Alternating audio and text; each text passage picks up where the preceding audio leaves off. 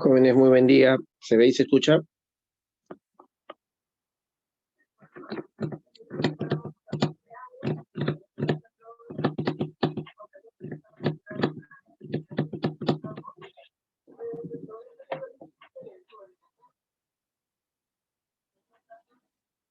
Nada. Qué raro. Buen día, jóvenes. ¿Se ve y se escucha? Pues no. Hola, Luis. Genial. Listo, entonces. Andrea. Listo. Bien. La clase de HU la semana pasada fue Segunda Guerra Mundial. Hicimos Guerra Fría, terminamos Guerra Fría la semana pasada.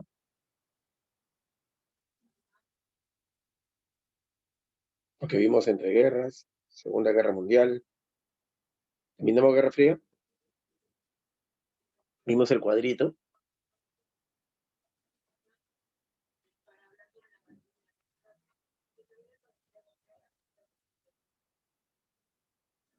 Porque hay 5 o 6 aulas nuevas. Por eso pregunto si se terminó el cuadrito. Hola, Xiomara, ¿qué tal? A ver, verifiquen ello, recuerden ello.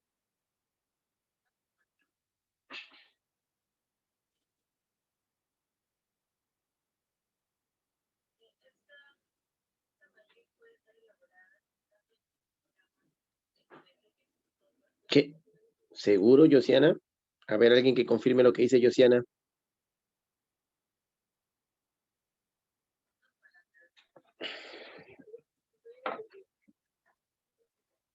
Hola, Andrea, ¿qué tal? A ver, alguien que confirme lo que dice Josiana. Buen día, Ariana, ¿qué tal?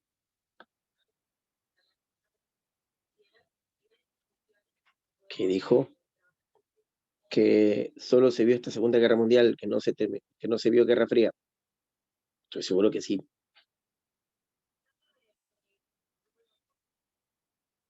¿Confirmas que sí o que no? Si es cierto, ¿qué, Diego? ¿Que se terminó o no? Que es verdad, no me digas. Que es verdad lo que digo yo, lo que dice tu compañera. Chetado. Ah, no se hizo Guerra Fría. Ah, ya. Ok, entonces, caballero, rapidito, tengo que apresurarnos. Porque la clase más densa de la HP. Bien, así es que contextualicémonos rapidito.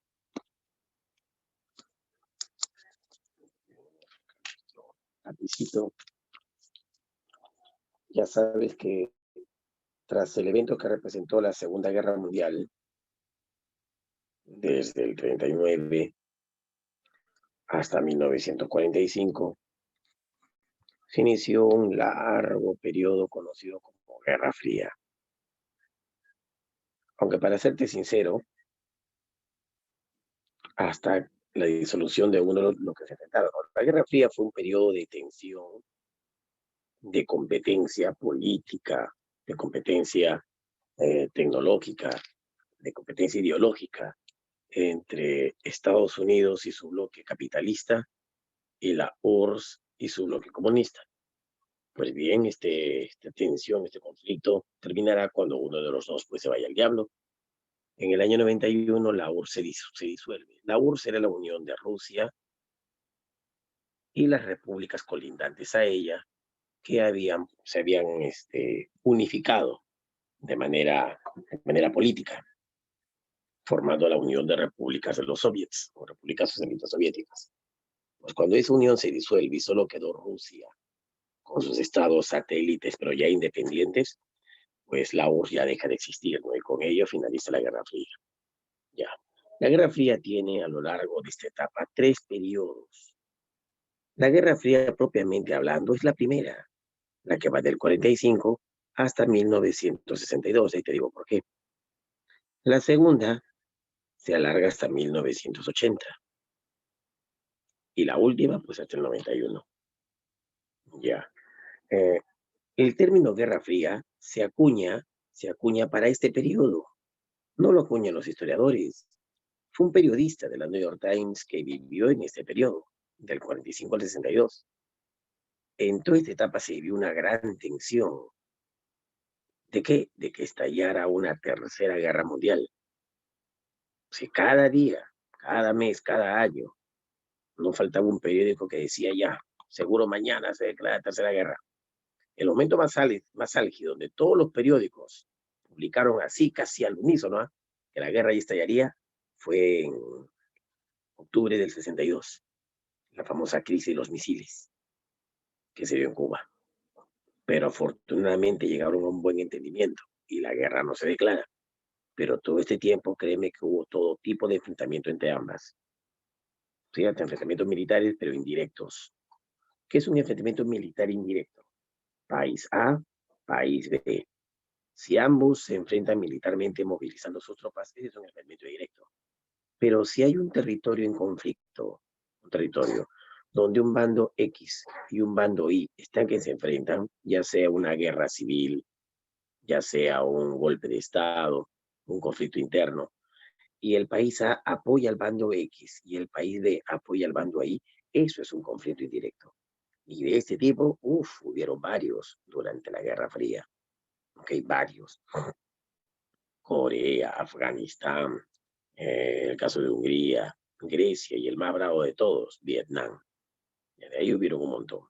Ya te decía, el término Guerra Fría se acuña para esta etapa, porque después de pasada la crisis de los misiles, fueron 14 días de tensión, esas crisis de misiles, después de salvado ese incidente, la gente que vivió en ese tiempo pensó que la Guerra Fría había acabado ya. Claro, lo llamaron la distensión en Estados Unidos, o sea, se relajaron las tensiones. Ya no había ese momento de conflicto, así lo llamaron. Y en la URSS fue conocido como la coexistencia pacífica. ¿Ves? O sea, ya, adiós a la Guerra Fría, así lo llamaron. Pero los historiadores, a todo este periodo, con el 5 al 91, lo llaman Guerra Fría y te digo al final por qué. Pero ya en su momento, los que vivieron en esa época, vivieron aquí, no sé, pues en 1972 estaban viviendo la coexistencia pacífica, la distensión. Nadie hablaba de Guerra Fría. Pero en el año 80, cuando llega al poder en Estados Unidos Ronald Reagan, las tensiones vuelven a presentarse y se agravan incluso. Otra vez otro periodo de tensión. A eso lo llaman los historiadores la contención. Bueno, eso dijo Ronald Reagan, vamos a contener, ¿de acuerdo? A la URSS. Incluso él manifestó abiertamente que estaba dispuesto a una guerra y empezó una política armamentista. Así, bravo Reagan. Aunque mucho de lo que dijo fue floro. Claro, él dijo, por ejemplo, que destinaban el gasto del 30% de su PBI para el armamento, cuando solamente destinaban el 15%. Pero lo hizo a propósito para provocar a la URSS, porque la URSS sabía que estaba en crisis ya desde el año 75. Los Estados Unidos, por sus espías, la CIA, sabía que la URSS estaba en fuerte crisis. Sabía que si abandonaba, de acuerdo, muchos de sus gastos para aumentar su armamento, aceleraría la caída de la URSS. O sea, si la URSS copiaba lo que hacía Estados Unidos, se dejaba llevar por ese rumor y también aceleraba su armamentismo, iba a caer tarde o temprano por la crisis agravada. Así que sabía que si era inteligente, jamás podría armarse a la velocidad de Estados Unidos.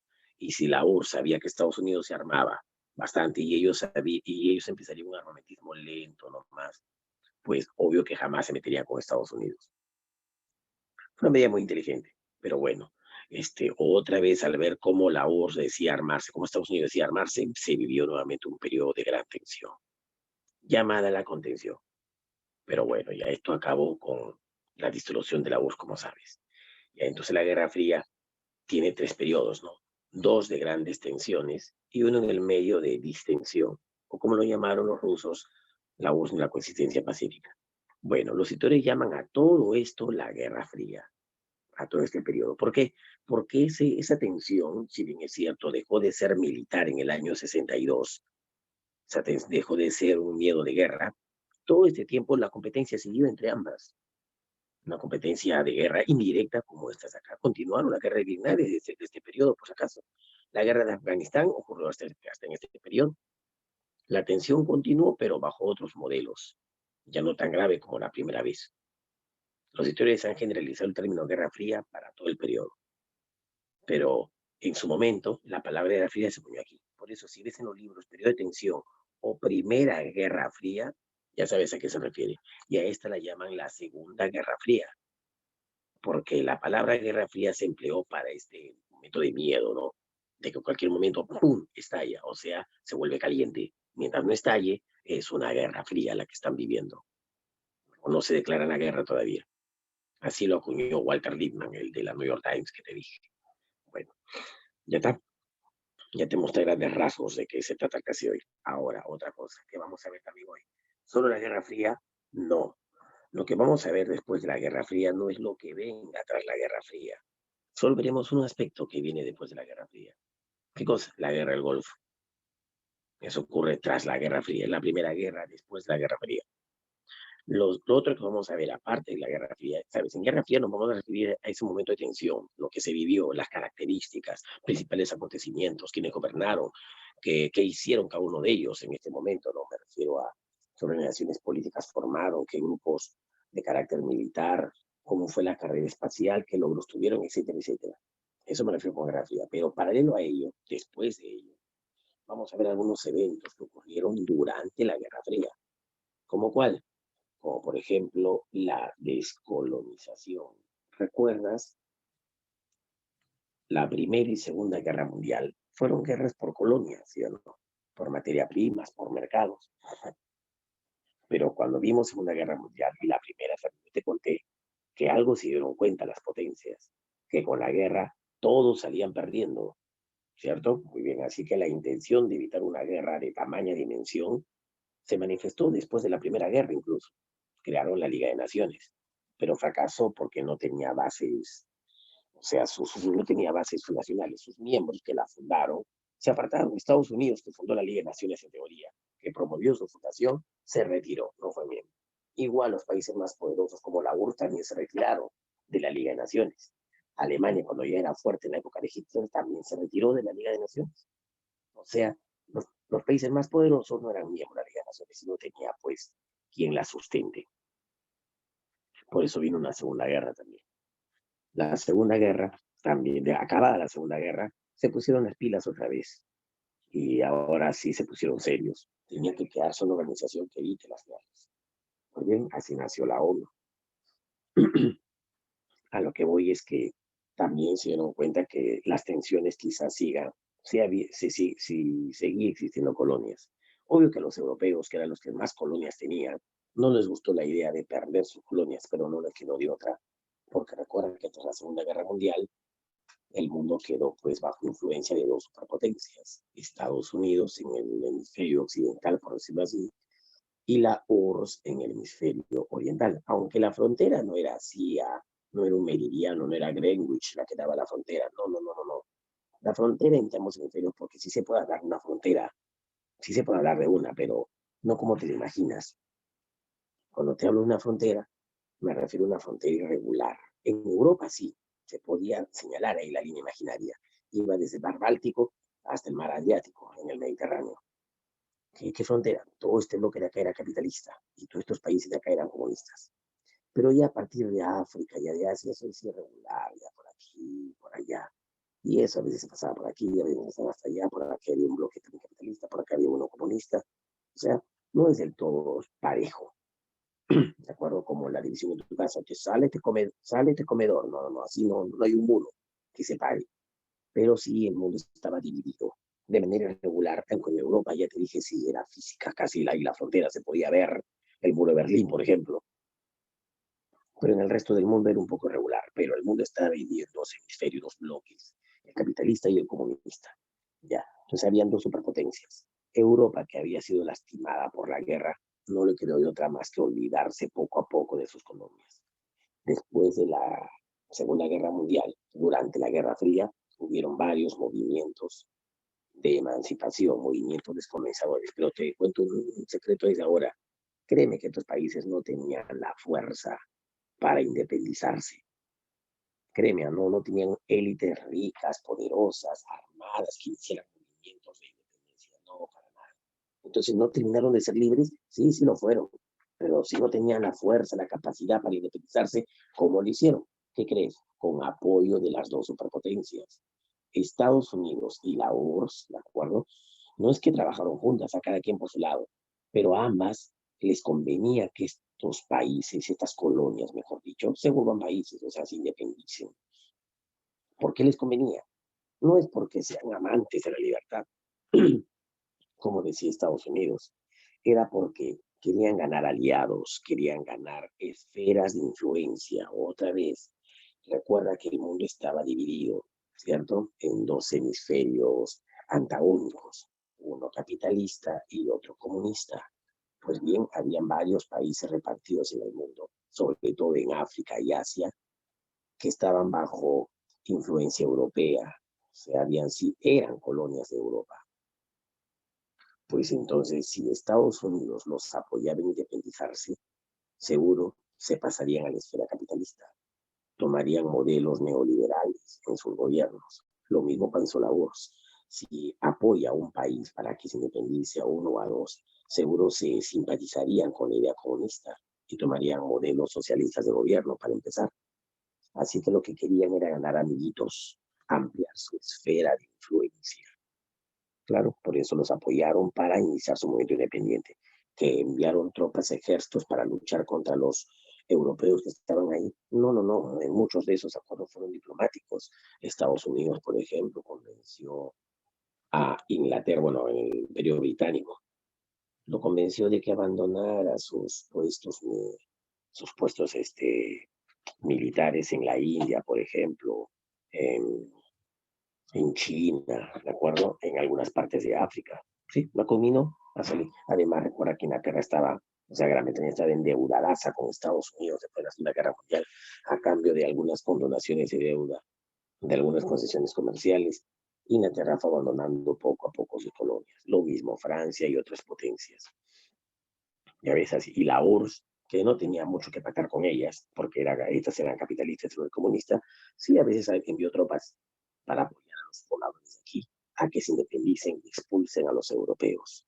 O sea, cada quien lo hizo a su método, pero estos países lograron su independencia, con apoyo, claro, con apoyo de estas dos superpotencias. Pero podrás creer que la mayoría de estos países no siguieron el modelo que quería Estados Unidos. ¿Por qué los apoyaron? Para ganar amiguitos, profe.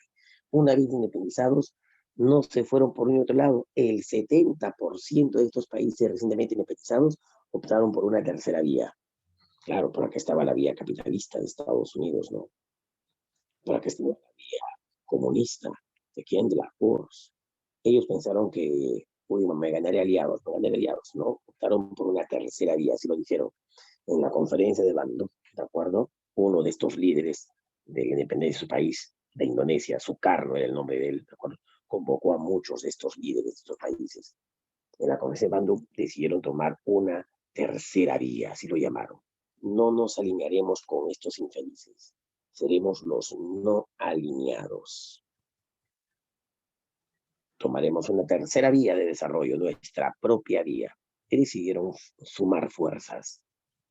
Ajá, y llegaron a ser más de 120 en su momento, créeme, fue lo máximo, supuestamente, pero no les fue bien para nada. ¿Sabes cómo la gente empezó a llamarnos? Oh, no pertenecen ni al mundo capitalista ni al mundo comunista. Lo llamaron tercermundistas. Tercermundista al inicio no era sinónimo de pobre, pero créeme, con el tiempo a estos países tercermundistas no les fue nada bien. Ahorita que voy a contarte cuáles fueron las razones por las que no le fue nada bien. Tomaron medidas un poco estúpidas e inmaduras. Eran recién pues, países jóvenes. ¿De acuerdo? Se decidieron por modelos económicos atendiendo a lo que pasaba afuera y no a lo que pasaba dentro de su propio país. Y además también otra razón es que los países europeos que se fueron de estas colonias dejaron hondas huellas, o sea, dejaron graves problemas dentro antes de irse. Dejaron así graves problemas. A eso es la historia me enseña un montón de cosas, un montón de cosas. Eso también pasa en la vida, no sé, un hijo que se crió con los tíos y de repente no le va bien, es un malcriado, no sé, es un adicto, y por fin el padre lo lleva a vivir en su casa, no sé, con la mamá, y son buenos, pero Ya los tíos hicieron influencia en este joven, en este menor. Y cambiarlo, uff, costará. Puede ser, claro, con la bendición de Dios, con ayuda social y demás, lo que tú quieras, puede cambiar, pero va a costar mucho trabajo. No va a ser así de fácil por el nuevo contexto. ¿Por qué? Porque ya estos tíos hicieron mella en la manera conductual de este muchacho. Igual en estos países. Créeme, el modelo europeo que estuvo ahí, ¿de acuerdo? Los condicionó durante mucho tiempo. Ahorita que la tío lo vas a entender. Ya te dije, no pasa en historia, pasa en la vida. Así es, la historia enseña un montón. Y ayuda a entender lo que pasa también en los hogares, al igual que si tú comprendes bien lo que pasa en los hogares, entiende lo que pasa en la historia. Es así. ¿De acuerdo?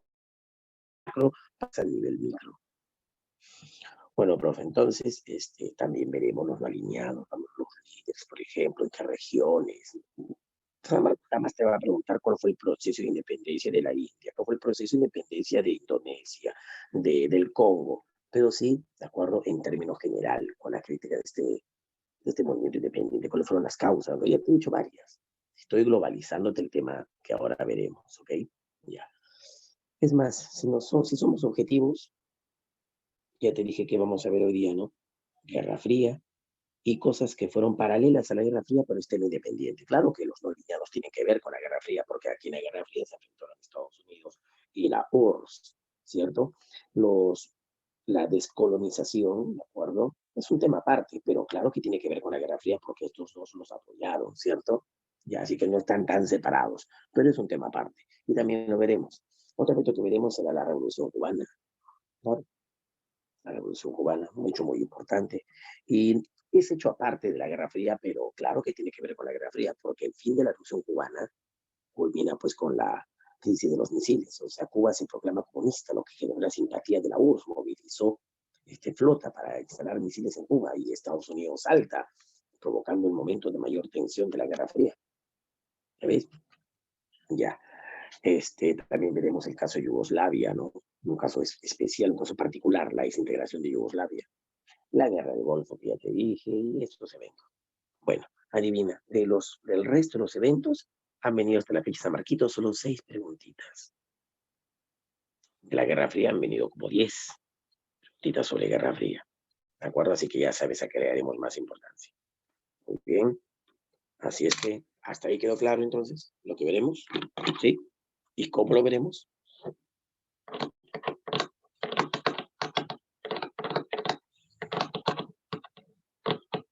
¿Quedó claro? Ay, ¿qué haces? ¿Por qué no escribes al toque? Tomando recién tu desayuno, seguridad. Te conozco ya. Bueno, así es que empecemos. Ah, y por cierto, te lo he dicho más de una vez, ¿no? Si las clases, la última clase, ¿qué pasó? Sí, sí, sé que es la última clase. Por cierto, si a lo largo de la clase que hemos tenido te ha parecido, ¿no? Pues qué chévere, lo he entendido todo, el profe se entiende bacán. Mira, no es que desprecie lo que yo sé, que mis clases son buenas, pero tienen para mejorar mucho más. Yo conozco colegas, amigos míos, ¿de acuerdo? Que aprendo mucho de ellos, ellos aprenden también de mí, pero siempre hay que mejorar bastante. Cualquier profesión que tú practiques, no te creas nunca el mejor, por más que eres un buen profesional. Siempre piensa que puedes mejorar.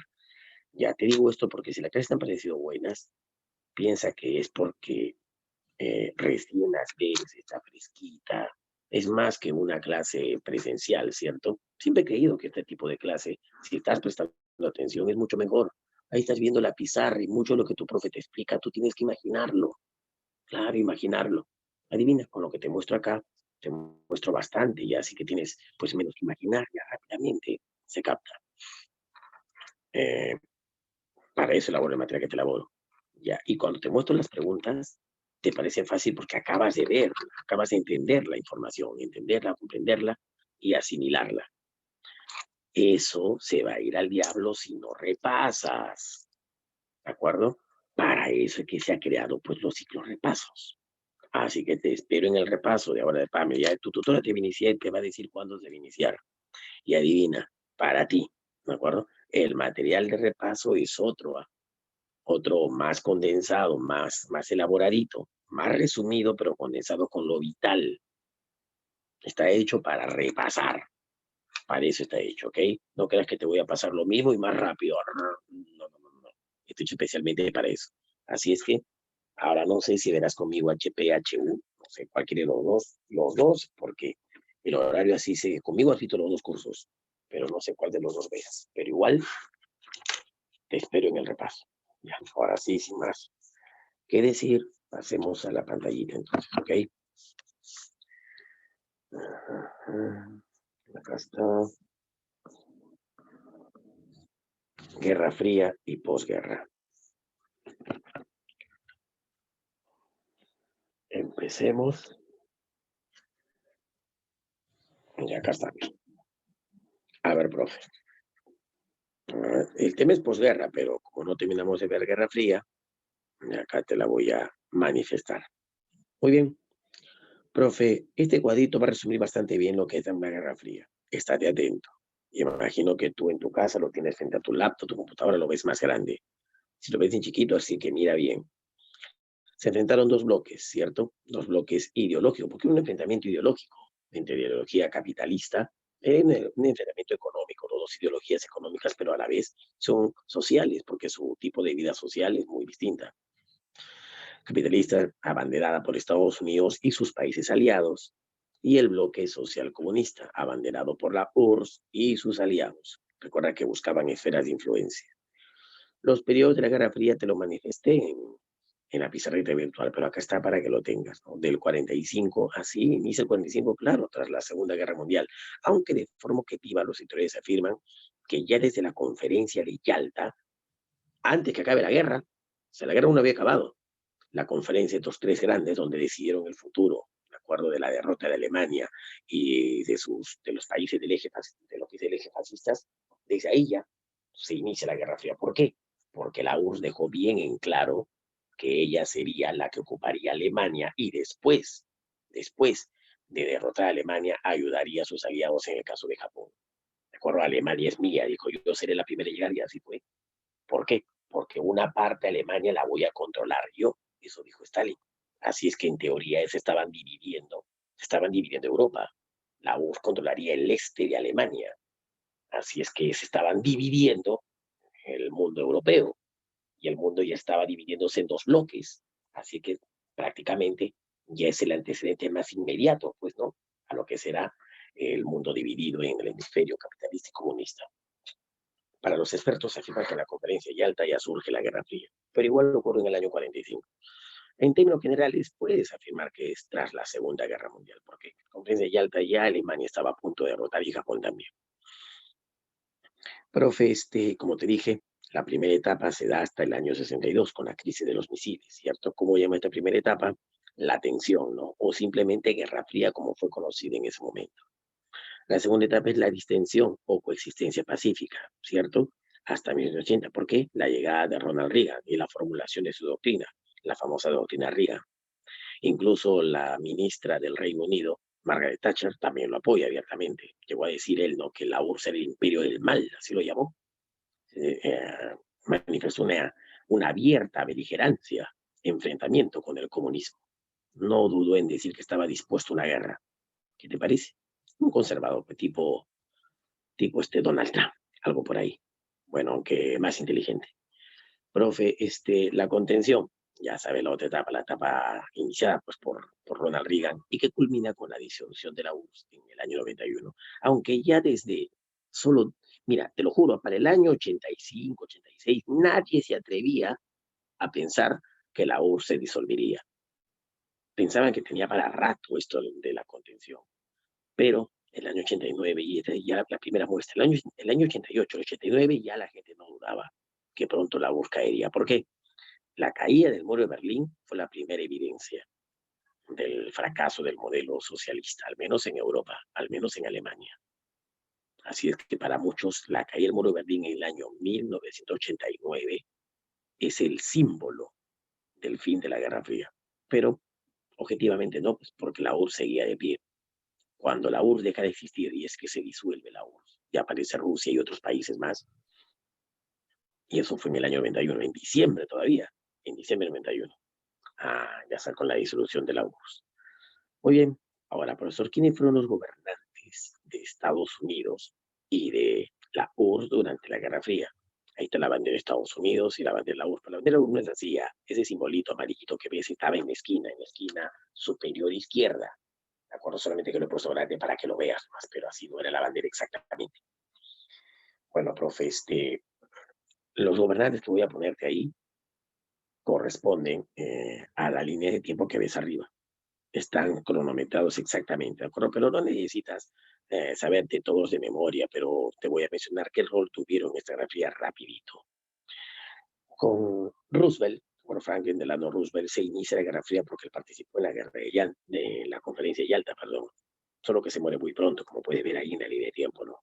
Mientras que por el lado de la URSS, la Guerra Fría se inicia cuando gobernaba Joseph Stalin, ¿cierto? Y el hombre ya gobernaba Rusia hacía 13 años y gobernaría Rusia mucho más tiempo, como puedes ver. Bueno, hasta que se muere, un dictador, líder del partido. Reprimió a mucha gente, un maldito, pero convirtió a Rusia a Rusia primero y luego a la URSS en una potencia. Ya se ganaron por la Segunda Guerra Mundial. Profe, tras la muerte de Roosevelt, ¿quién le sucede? A Harry Truman, y él se encargó de contener, de acuerdo, la URSS en Europa. Él estaba dispuesto a ser radical, estaba dispuesto a frenar el avance del comunismo en Europa. Él fue el que autorizó la ayuda del Plan Marshall, ayuda económica para el bloque de Europa del Este. Él fue el que autorizó la formación de un bloque militar para enfrentar a la URSS, la famosa OTAN, la Tratado del Atlántico Norte, la autoriza. Me parece que estaba dispuesto a evitar el avance del comunismo. Bueno, profe, ¿quién abandona primero el gobierno? Truman. Cuando Truman deja de gobernar, gobierna el héroe de la Segunda Guerra Mundial, Donald Eisenhower, el famoso Operación Overlord, desembarco en Normandía, ¿no? Y también continuó con la línea de Truman, de acuerdo, de contener el avance del comunismo. Cuando muere Stalin, le sucede un nuevo jefe del partido, Nikita Khrushchev. Ya, él, de acuerdo, manifestó abiertamente, de acuerdo, su oposición a lo que representó Stalin. Y es que Stalin o sea, volvió a la URSS una potencia, pero había mucha gente que lo detestaba dentro de la misma URSS por su política represiva. Ya él trató de apaciguar ello diciendo que jamás aplicaría la represión que Stalin aplicó. Es más, abiertamente comunicó, reveló así a los medios internacionales los crímenes de guerra que había cometido Stalin y ofreció disculpas. Así es que adivina, él le dio otro rostro a la URSS, una URSS más tolerante en el aspecto de no reprimir con violencia a su propia gente, pero continuó en la línea económica y política con la misma dirección de la URSS, por si acaso. Ya, claro ejemplo, cuando se entera que Cuba se proclamó comunista, decide pues enviar barcos cargados de misiles, ¿no? Cual preocupó a Estados Unidos. Y a la famosa crisis de los misiles ocurrió cuando gobernaba Khrushchev. Pero como ves en el tiempo, ya Eisenhower había dejado de gobernar. La crisis de misiles fue en el año 62. ¿Quién gobernaba Estados Unidos? Una joven promesa, su nombre John Kennedy, ¿cierto? Él representaba los intereses industriales, liberales de Estados Unidos. Cuando se puso esa crisis, menos mal llegaron a un buen entendimiento. Fue vía telefónica, por si acaso. Bueno, la URSS decide retirar sus misiles de Cuba a cambio de que haga lo mismo Estados Unidos los misiles que tenía instalados en Turquía. Además de que prometa no intervenir en Cuba. Estados Unidos no interviene en Cuba, pero la bloquea económicamente, eso sí. No interviene militarmente en Cuba. Asesinan a Kennedy, como sabes. Hay varias teorías sobre su asesinato, posiblemente por la exposición que tuvo para apoyar a los países americanos en la Alianza para el Progreso.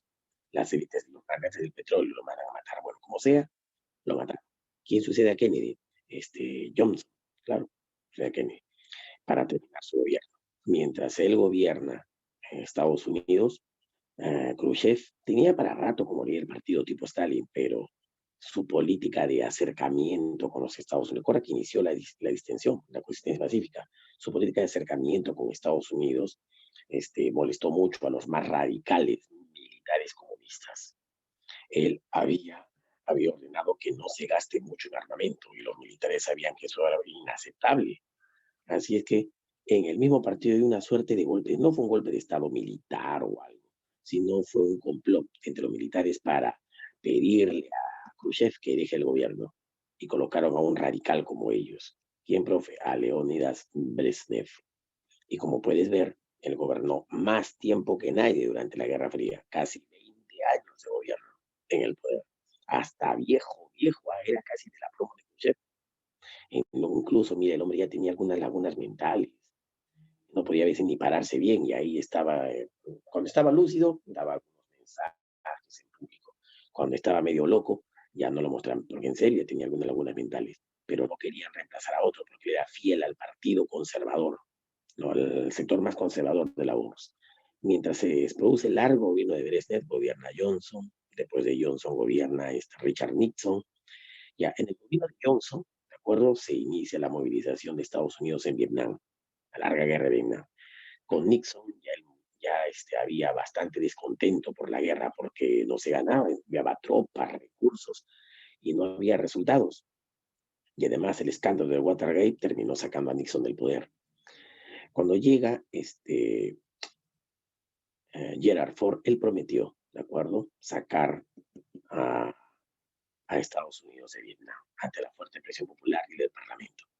Fue una derrota, fue una derrota ideológica, fue una derrota en la Guerra Fría, ¿no? Pero no fue una derrota militar. Los vietnamitas no le ganaron las batallas a Estados Unidos, pero Estados Unidos reconoció que no tenía forma de ganar esa guerra y se retira de Vietnam. Pero no creas que solamente tuvo su Vietnam Estados Unidos, también la URSS tuvo su Vietnam, entre comillas, ocurrió en Afganistán. Pero bueno, después de Ford gobierna Jimmy Carter. Jimmy Carter, este, con él, de acuerdo, Estados Unidos adquiere una política de fortalecimiento de sus instituciones. Después de Jimmy Carter llega ya Ronald Reagan, recuerda la doctrina Reagan al poder. Él abiertamente expresó, con él se inicia el periodo de la contención. Brezhnev, de acuerdo, tras era evidente lo que le pasaba, con su muerte, será reemplazado pues por un ala más radical, ¿no? Pues los conservadores querían mantener en el poder a alguien que sea fiel al partido, pero todos eran viejos, porque la nueva generación de la URSS, preparada, ya más leída y estudiada, quería implementar fuertemente cambios, porque se venía una fuerte crisis. Mira, la URSS, más adelante, cae por diversas razones, pero la más importante quizás de todas sea por la crisis de sus instituciones y el fuerte gasto que hicieron en armamento. De verdad, en armamento gastaron un montón de los recursos, cerca del 32% de su PBI. Bueno, profe, entonces, tras la muerte de que hicieron, pusieron a otros ancianos en el poder de la promo de Brisbane. Por ejemplo, Yuri Andropov. Como ves ahí, se muere pronto.